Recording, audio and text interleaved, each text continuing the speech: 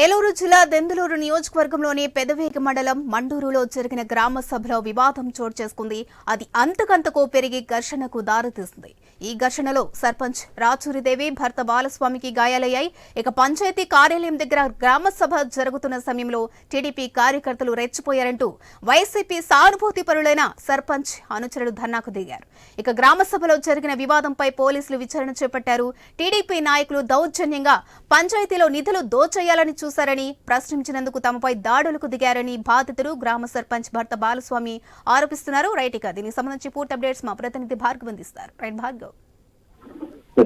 రాష్ట్ర వ్యాప్తంగా కూడా ఈ రోజు నిర్వహించిన గ్రామ సభల్లో గ్రామాల అభివృద్ధికి కావాల్సిన నిర్ణయాలు తీసుకోవడానికి మొత్తం అన్ని గ్రామాల్లో కూడా ఈ రోజు ఉదయం నుంచి సభలు జరుగుతున్నాయి.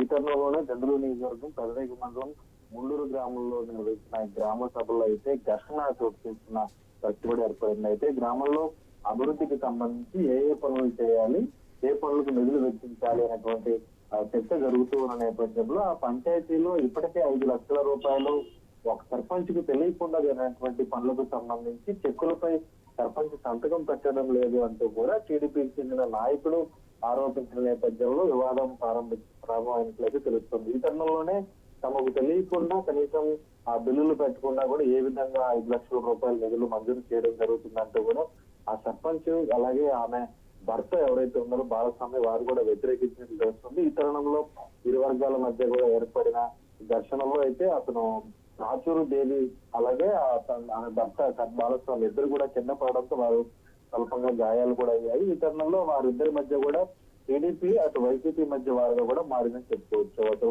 సర్పంచ్ గానీ ఆమె భర్త గానీ ఇద్దరు కూడా వైసీపీ సానుభూతి కాగా బిల్లులు పెట్టుకుని ఆ చెక్కులు సంతకాలు పెట్టడం లేదంటున్న వారు టీడీపీకి చెందినటువంటి నాయకులు కావడంతో ఇది పార్టీల మధ్య వివాదంగా మారి గ్రామ సభ ఘర్షణ రోడ్డెక్కి ధర్నా చేసే కూడా వెళ్ళింది. అయితే సర్పంచ్ భర్త స్వల్ప అస్వస్థత గురి కావడంతో అతను ఏలూరు ప్రభుత్వ ఆసుపత్రికి తరలించారు. ఇది కావాలని ఉద్దేశపూర్వకంగా టీడీపీ శ్రేణులే తమపై దాడి చేశారని గ్రామ నిధులు దోచేందుకు పాల్పడుతున్నారంటూ కూడా భర్త బాలస్వామి ఆరోపిస్తున్న నేపథ్యంలో ప్రస్తుతం పోలీసులు ప్రాథమికంగా వివరాలు సేకరించి దర్యాప్తు అయితే చేపట్టారు. Right, thank you Bhargav.